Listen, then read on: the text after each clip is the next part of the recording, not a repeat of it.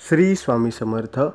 इस वीडियो में मैं आपको साईं बाबा के मूर्ति कैसे बनी इसके बारे में बताने वाला हूँ।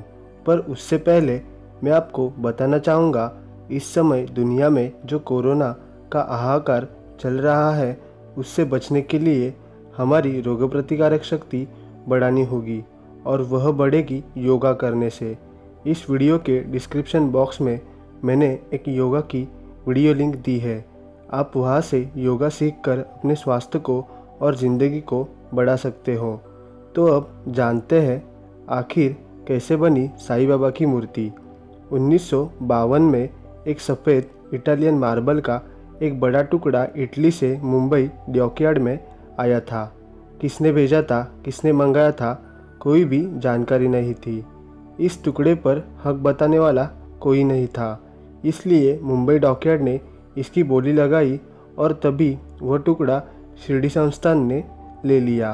बहुत ही आकर्षक मूल्यवान संगमरवर होने के वजह से शिरडी संस्थान ने उसकी साईं बाबा की मूर्ति बनाई जाए ऐसा निर्णय ले लिया।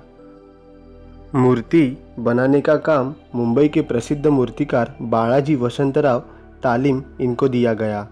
अपने मूर्ति बनाने के काम में मशहूर बालाजी तालीम इन्होंने मूर्ति बनाने के लिए लगने वाले हथियार अलग से लोहार और सुतार से बनवा कर ले लिए। प्रारंभ में उन्होंने अभ्यास के लिए साईं बाबा की एक मिट्टी की मूर्ति बनाई और फिर काम शुरू किया। वे मूर्ति नहीं बना सके जो साईं बाबा के चेहरे से मेल खाती हो, क्योंकि उनके पास साईं बाबा के चेहरे का पूरा विवरण नहीं था। जो भी था वह एक पुराना ब्लैक एंड वाइट फ़ोटो था। उस आधार पर ही उन्हें पूरी मूर्ति बनानी थी।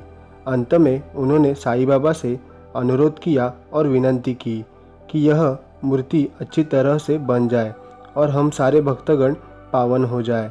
और उसके बाद शिरडी संस्थान ने मिट्टी की मूर्ति को मान्यता दे दी और ऐसी ही मूर्ति बनाई जाए ऐसे उन्हें कहा गया। 1954 में साईं बाबा के मूर्ति का काम अंतिमतः पूर्ण होने ही वाला था। तभी साईं बाबा के प्रतिमा में हवा की एक पोकली तैयार हुई। जिस कमज़ोर हिस्से को हटाने की ज़रूरत थी वह साईं बाबा के बाएं घुटने के नीचे का हिस्सा था, लेकिन ऐसा करने पर मूर्ति का आवश्यक हिस्सा भी टूट जाता और टूटने की वजह से मूर्ति पूजनीय नहीं होती और फिर काम रुक गया, क्योंकि बालाजी इस काम के लिए तैयार नहीं थी, क्योंकि ये बहुत जोखिम भरा था और 2 साल की मेहनत और श्रद्धा थी।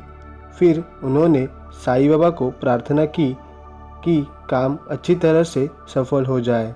फिर उन्होंने उनके कारागिरों को कहा कि वह भाग निकाल दे, पर कारागिर इसके लिए तैयार नहीं थे, क्योंकि उन्हें डर था कि साईं बाबा के घुटने का भाग भी निकल जा सकता है।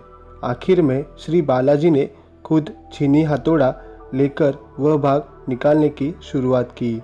हैरानी की बात यह है कि यह हिस्सा आसानी से निकल गया और मूर्ति बरकरार रही। बालाजी नाच उठे। उन्होंने मिठाई बंटवाई, क्योंकि साईं बाबा की मूर्ति अब पूरी तरह से बन गई थी। गांव से उसे बहुत ही ज्वलंत साईं बाबा मूर्ति का समारोह किया गया। गांव में जो साईं बाबा के अत्यंत प्रिय भक्त थे, उन्होंने भी मूर्ति का चेहरा साईं बाबा के चेहरे से मिलता जुलता होने के कारण समाधान व्यक्त किया। इस मूर्ति के बाद श्री बालाजी वसंतराव तालीम जी ने कोई दूसरी मूर्ति नहीं बनाई और यह मूर्ति उनके जीवन की आखिरी मूर्ति बन गई। कहते हैं ना, कुछ लोग कुछ काम करने के लिए ही पैदा हुए होते हैं, जैसे कि सचिन तेंदुलकर, ये क्रिकेट खेलने के लिए ही पैदा हुए हैं। ईश्वर की यह योजना होती है।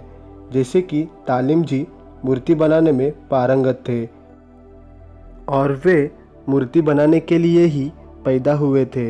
हो सकता है कि उनकी मूर्ति विद्या सीखना और उनके हाथों से मूर्ति बनवाना यह ईश्वर की योजना थी। अपनी उम्र के 82 साल में बालाजी स्वर्गवासी हो गए और शिरडी साईं बाबा के उस पवित्र मूर्ति के साथ श्री बालाजी का नाम भी अजरामर हो गया। साईं बाबा के समाधि लेने के 35 साल बाद यह मूर्ति की मंदिर में स्थापना की गई।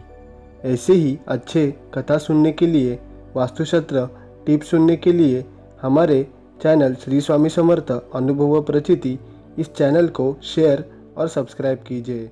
श्री स्वामी समर्थ।